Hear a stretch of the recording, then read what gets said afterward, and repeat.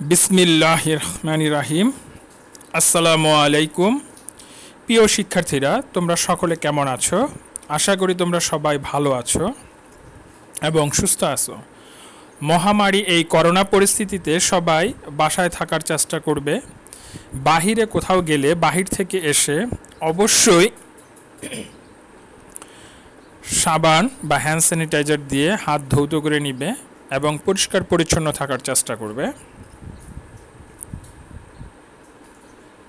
আমি মোহাম্মদ নুরুজ্জামান হোসেন, বিভাগীয় প্রধান ও প্রভাষক হিসাব বিজ্ঞান বিভাগ, Majid Zarina foundation school and college, শ্রেণী একাদশ, বিষয় হিসাব বিজ্ঞান, দ্বিতীয় পত্র, অধ্যায় হচ্ছে সপ্তম। অধ্যায়টির নাম হচ্ছে উৎপাদন ব্যয় হিসাব। তো এই অধ্যায়টি থেকে আমি গত তোমাদের 2টি বা 3টি ক্লাস দিয়েছি। এই অধ্যায়টি মূলত একটি গুরুত্বপূর্ণ একটি চ্যাপ্টার। এই অধ্যায়টি থেকে খুব একটু সহজে আজকে তোমাদের সাথে এই অধ্যায়টির সাথে আমার শেষ একটি ক্লাস। আশা করি তোমরা আমার পূর্বের ক্লাসগুলো দেখেছো, আর আজকের ক্লাসটার মাধ্যমে আমি তোমাদের এই ক্লাসটায় ইতি টানতে চাচ্ছি। তারপরে যদি পরে কোনো সময় দেখে যে দরকার পড়ে, তাহলে অবশ্যই আবার এই ক্লাসটার উপরে ক্লাস দিয়ে দিব। তো প্রিয় শিক্ষার্থীরা, তোমরা অবশ্যই চেষ্টা করবে এই অধ্যায়টি আমি যেভাবে যেই ক্লাসগুলো বলেছি, যেই অঙ্কগুলো বলেছি, বিশেষ করে যেই সূত্রের একটা চার্টটা দিয়েছি, সেটা বাসায় ভালো করে ফলো করার চেষ্টা করবে। তাহলে আশা করি যে তোমরা সবচেয়ে ভালো ফলাফল করবে এবং এই অধ্যায়টি খুব সহজেই সুন্দর করে উপস্থাপন করতে পারবে। আজকেও আমি এই অধ্যায়টি থেকে তোমাদের টেস্ট পেপার থেকে একটি অঙ্ক নিয়ে আলোচনা করে দিচ্ছি। তোমাদের পাঠ্য বই তো আছেই, তার পাশাপাশি আমি বাইরের একটু অঙ্ক দিয়ে আলোচনা করে দিলে তোমাদের মনে একটু অন্যরকম সাহস চলে আসবে, যে তার জন্য আমি তোমাদেরকে একটি অঙ্ক নিয়ে আলোচনা করে দিচ্ছি। তোমরা সেটা দেখো এবং আমার কথাগুলো অবশ্যই মনোযোগ সহকারে শুনবে।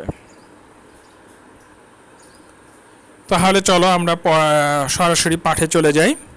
দেখো, এখানে বলা হয়েছে মাসুম অ্যান্ড কোংয়ের উৎপাদন সংক্রান্ত তথ্যাবলীগুলো নিম্নে দেওয়া হলো। প্রারম্ভিক জেরসমূহের মধ্যে দেখো, চলতি কার্য আছে 25,000 টাকা, তৈরি পণ্য 25,500, প্রত্যক্ষ শ্রম 20,000, ব্যবহৃত কাঁচামাল 75,500, কারখানা উপরি ব্যয় প্রত্যক্ষ ব্যয়ের 45%, প্রশাসনিক ও বিক্রয় খরচ উৎপাদন ব্যয়ের 25%, নিট লাভ বিক্রয়ের 20%। সমাপনী জেরসমূহ বলে দেওয়া আছে চলতি কার্য 23,500, তৈরি পণ্য হচ্ছে 21,500। কতে বলা হয়েছে নিট লাভ বিক্রয়ের 20% হলে মোট ব্যয়ের শতকরা কত ভাগ। খ নম্বর বলা হয়েছে উপযুক্ত তথ্যের ভিত্তিতে মুখ্য ব্যয় ও উৎপাদন ব্যয় নির্ণয় করো। গতে বলা হয়েছে উপযুক্ত তথ্যের ভিত্তিতে উৎপাদন ব্যয়ের পরবর্তী অংশ সম্পূর্ণ করো। তাহলে আমাকে প্রথমে কতে কি বলা হয়েছে? বলা হয়েছে যে নিট লাভের বিক্রয়ের 20% হলে মোট ব্যয় শতকরা কত ভাগ। তাহলে মোট ব্যয় শতকরা কত ভাগ লাভ হয় সেটা আমরা বের করি। তো আমরা ধরে নেই মোট ব্যয়টা পুরোপুরি কত, 100 টাকা। তাহলে আমরা জানি বিক্রয় মূল্য কি সমান সমান মোট ব্যয় যোগ কি লাভ, তাই না? ধরি মোট ব্যয় সমান সমান কত, 100। আমরা জানি বিক্রয় 100, মোট ব্যয় যোগ কি লাভ। তাহলে এখানে ধরি মোট ব্যয়, কথাটা বলা ভুল হয়েছে। এখানে তোমরা ধরে নিবা কি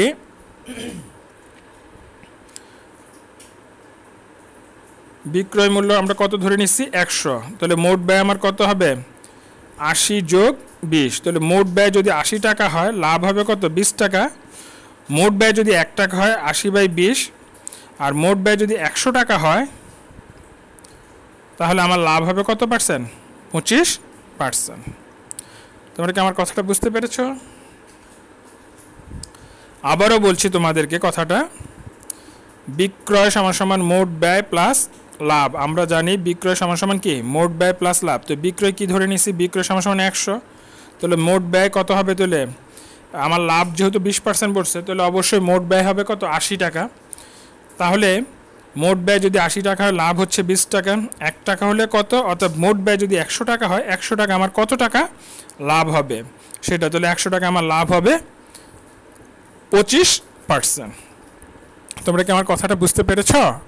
আশা করি তোমরা আমার কথাটা বুঝতে পেরেছো। আমরা আবারও সূত্রটা মনে রাখবো। আমরা জানি বা সূত্রটা হচ্ছে কি, বিক্রয় সমান সমান মোট ব্যয় যোগ লাভ। তারপরে অঙ্কটা ঐকিক নিয়মে করে ফেলবা, তাহলে খুব সহজে বের হয়ে যাবে। খতে বলা হয়েছে মুখ্য ব্যয় এবং উৎপাদন ব্যয়ের পরিমাণ নির্ণয় করতে। তো আমরা জানি, তো আমি ক নিয়ে যে আলোচনা করেছি, ক্ষয়ে যাওয়ার আগে আবার একটু ক নিয়ে আমি বলে দিতে চাই। নেট লাভ বিক্রয়ের 20% হলে মোট ব্যয়ের শতকরা কত ভাগ তোমার মোট ব্যয়ের থেকে জানতে। তাহলে আমরা এইভাবে লিখবো যে আমরা জানি বিক্রয় সমান সমান মোট ব্যয় যোগ লাভ। তো বিক্রয় আমি যদি ধরে নিই 100 টাকা, তাহলে তার মধ্যে 20% লাভ হলে অবশ্যই আমার মোট ব্যয় হবে কত? 80 টাকা। তাহলে 80 টাকা লাভ হয় কত টাকা? 20 টাকা। 1 টাকা লাভ হবে কত? অতএব 100 টাকা লাভ হবে কত? খুব সহজে আমি নির্ণয় করে ফেলতে পারবো। তো আমার 100 টাকা লাভ হচ্ছে এখানে 25%। খতে বলা হয়েছে উপযুক্ত তথ্যের ভিত্তিতে মুখ্য ব্যয় এবং উৎপাদন ব্যয় নির্ণয় করো। তাহলে আমরা জানি মুখ্য ব্যয় নির্ণয় করার সূত্রটা কি? প্রত্যক্ষ কাঁচামাল, প্রত্যক্ষ শ্রম, প্রত্যক্ষ অন্যান্য খরচ, এই তিনটা যোগ করলে যা পাবো তার নাম হচ্ছে মুখ্য ব্যয়। তাহলে দেখো আমি প্রশ্নে কি পেয়েছি, ব্যবহৃত কাঁচামাল আছে এবং প্রত্যক্ষ শ্রম আছে। তাহলে ব্যবহৃত কাঁচামাল এবং প্রত্যক্ষ শ্রম এই দুইটা যোগ করলে পেয়ে যাব আমি মুখ্য ব্যয়। তাহলে মুখ্য ব্যয়ের সাথে আমার কি করতে হবে? কারখানা উপরি ব্যয় যোগ করতে হবে। কি ব্যয় যোগ করতে হবে? কারখানা উপরি ব্যয়। তাহলে মুখ্য ব্যয়ের সাথে কারখানা উপরি ব্যয় যোগ করো। কারখানা উপরি ব্যয় কত টাকা? 9000 টাকা। তাহলে কত হলো? 95,500 টাকার সাথে 9000 টাকা যোগ করলে 1,04,500 টাকা। এবার তার সাথে আমার চলতি কার্যের প্রারম্ভিক মজুদ যোগ করবা এবং চলতি কার্যের সমাপনী মজুদ বিয়োগ করবা। বিয়োগ করলে যা পাবো সেটাই হবে আমার উৎপাদন ব্যয়। তাহলে এখানে দেখো আমার চলতি কার্যের প্রারম্ভিক মজুদ আছে কত? 25,000 টাকা। যোগ করলে হচ্ছে 1,29,500 এবং চলতি কার্যের সমাপনী মজুদ আছে 23,500 টাকা। বিয়োগ করলে হচ্ছে 1,06,000 টাকা। তাহলে এই 1,06,000 টাকা হচ্ছে আমার উৎপাদন ব্যয়। প্রিয় শিক্ষার্থীরা, পরীক্ষায় এইভাবে একটি অঙ্ক দেওয়া থাকে, যার অঙ্কটাকে কিভাবে আমি তোমাদেরকে এর আগের ক্লাসে বলেছিলাম যে পূর্বে একটি বড় অঙ্ক থাকতো 10 মার্ক, সেই অঙ্কটা এখন ভেঙে 3টা খণ্ডে থাকে তোমাদের জন্য, সেটাতেও 10 মার্ক। তবে প্রশ্ন যদি আমি ভালো করে এইখানে বুঝতে পারি, খুব সহজে আমি অঙ্কটাকে উপস্থাপন করতে পারবো। তাহলে অবশ্যই আমাকে এইখানে কি করতে হবে? খুব সতর্ক থাকতে হবে অঙ্ক উপস্থাপনের ক্ষেত্রে। তাহলে আশা করি খ আমি তোমাদেরকে বুঝাতে পেরেছি। আবারও আমি যদি বুঝাতে না পেরে থাকি তো আবারও সহজ করে আমি তোমাদেরকে সূত্রটি বলছি। মুখ্য ব্যয় নির্ণয়ের সূত্র হচ্ছে প্রত্যক্ষ কাঁচামাল, প্রত্যক্ষ মজুরি, প্রত্যক্ষ অন্যান্য ব্যয়, তিনটা যদি যোগ করো তাহলে পাবা মুখ্য ব্যয়। তাহলে এখানে দেখো, এখানে শুধু আমাদের দুইটা আছে, একটা হচ্ছে ব্যবহৃত কাঁচামাল আর একটা হচ্ছে প্রত্যক্ষ শ্রম। এই দুইটা যোগ করে আমরা পেয়েছি মুখ্য ব্যয়। এবার মুখ্য ব্যয়ের সাথে আমাকে কি করতে হবে? কারখানা উপরি ব্যয় যোগ করতে হবে।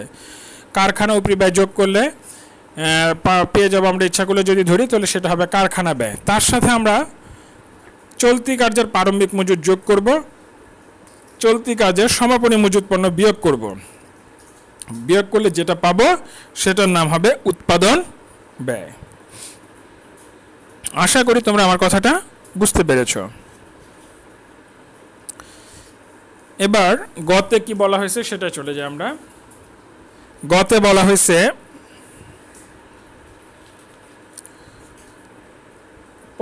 উৎপাদন ব্যয়ের পরবর্তী অংশটুকু করার জন্য।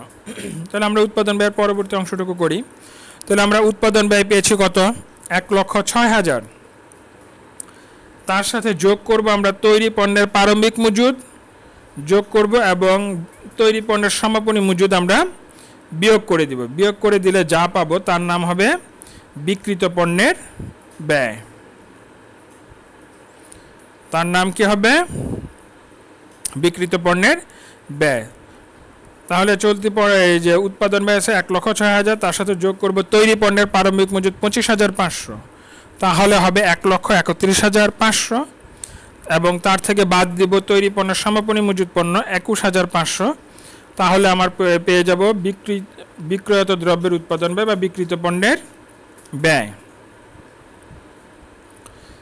এবার বিক্রিত পণ্যের ব্যয়ের সাথে আমি যোগ করব কি বাণিজ্যিক ব্যয় বা পরিচালন ব্যয়। পরিচালন ব্যয় আমার দুইটা হবে, একটা হচ্ছে অফিস ও প্রশাসনিক উপরি ব্যয় আর 2 নম্বর হচ্ছে বিক্রয় বন্টন উপরি ব্যয়। তো এখানে আমার শুধু একটাই দেওয়া আছে ব্যয়, যে প্রশাসনিক ও বিক্রয় খরচ কত টাকা, 26,500 টাকা। তাহলে 1,10,000 টাকার সাথে 26,500 টাকা যোগ করলে আমি পেয়ে যাব মোট ব্যয় অথবা বিক্রয় ব্যয়। এবার মোট ব্যয়ের সাথে আমি যখন লাভ যোগ করব, মোট ব্যয়ের সাথে লাভ যোগ করে ফেললে আমি পেয়ে যাব কি, মোট ব্যয়ের সাথে লাভ যোগ করলে পেয়ে যাব বিক্রয় মূল্য। তাহলে আমার মোট ব্যয় কত, 1,36,500, 1,36,500 উপরে 25% কত, 34,125 টাকা। তাহলে আমার বিক্রয় হচ্ছে কত, 1,70,625 টাকা। তাহলে উৎপাদন ব্যয়ের আমার উৎপাদন ব্যয় বিবরণীর পরবর্তী অংশটুকু এটা। তাহলে গতে আমি আবারও বলতেছি, উৎপাদন ব্যয়ের সাথে তৈরি পণ্যের প্রারম্ভিক মজুত পণ্য যোগ করবে এবং তৈরি পণ্যের সমাপনী মজুত পণ্য বিয়োগ করলে পাবো বিক্রিত পণ্যের ব্যয়। বিক্রিত পণ্যের ব্যয়ের সাথে যখন তুমি পরিচালন ব্যয় যোগ করবা তখন পেয়ে যাবা মোট ব্যয়। মোট ব্যয়ের সাথে যখন মুনাফা বা লাভ যোগ করবা তখন পেয়ে যাবা বিক্রয় মূল্য। আশা করি তোমরা আমার কথাগুলো বুঝতে পেরেছো। তো প্রিয় শিক্ষার্থীরা, তোমরা বাসায় প্রথমত অঙ্কটি করার আগে একটি খাতার মধ্যে সুন্দর করে অঙ্কটিকে তুলে নিবে, তারপরে ক খ গ সুন্দর করে ঘর আট করে নিয়ে তারপর অঙ্কটি খাতায় আমার কথাগুলো শুনে শুনে খাতায় করার চেষ্টা করবে। তারপরে যদি কোথাও যদি বুঝতে সমস্যা হয় কিংবা বুঝতে পারছো না, তাহলে সেই ক্ষেত্রে আমার সাথে যোগাযোগ করবে। আশা করি আমি তোমাদের সমস্যার সমাধান করে দিব। এবার আমি তোমাদের একটা বাড়ি কাজ দিয়ে দিচ্ছি।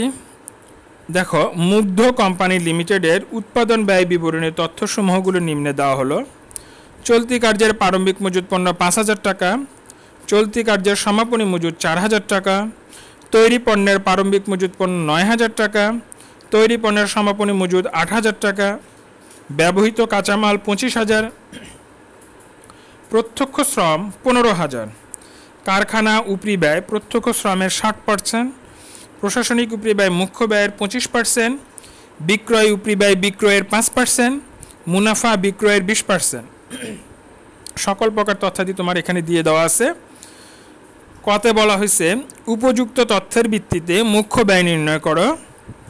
খতে বলা হয়েছে উপযুক্ত তথ্যের ভিত্তিতে বিক্রিত দ্রব্যের উৎপাদন ব্যয় বা বিক্রিত পণ্যের ব্যয় নির্ণয় করো। গতে বলা হয়েছে উপযুক্ত তথ্যের ভিত্তিতে কারখানা উপরি ব্যয়, প্রশাসনিক উপরি ব্যয়, বিক্রয় উপরি ব্যয় এবং মুনাফা বিক্রয়ের পরিমাণ নির্ণয় করো। খুব সহজ এবং খুব সুন্দর একটি অঙ্ক। তোমরা এটা একটা ব্যতিক্রমী ধর্মী অঙ্ক, তোমরা বাসায় এটা অঙ্কটি মানে করার জন্য চেষ্টা করবে এবং মনোযোগ সহকারে এই অধ্যায়টি চেষ্টা করবে আজকেই শেষ করে দেওয়ার জন্য। তাহলে নেক্সটে তোমাদের এমটি পরীক্ষায় আর কোনো সমস্যা হবে না। তবে একটু তো মানে যদি পরিশ্রম করো তাহলে কিছু কিছু জিনিস তুমি দেখবা যে অনেক ভালো ভালো এন্ট্রি তুমি নিজেই দেখতে পাবে, বইয়ের মধ্যে আছে, সেগুলো একটু লক্ষ্য করবে, তাহলে খুব সহজে অঙ্কটি পরীক্ষায় উপস্থাপন করতে পারবে। আর বিশেষ করে আমি যেই চার্টটি বা সূত্রটি দিয়েছি সেই সূত্রটি অবশ্যই বাসায় ভালো করে একটা খাতার মধ্যে তুলে নিয়ে ভালো করে চার্টটিকে শিখে নিবে, তাহলে তোমরা খুব সহজে অঙ্কটি করতে পারবে। আশা করি আমি তোমাদেরকে বুঝাতে সক্ষম হয়েছে। তো প্রিয় শিক্ষার্থীরা, আজ এই পর্যন্তই। সকলে ভালো থাকবে, সুস্থ থাকবে, এই কামনা করে আমি তোমাদের থেকে বিদায় নিচ্ছি। সবাইকে ধন্যবাদ। আল্লাহ হাফেজ।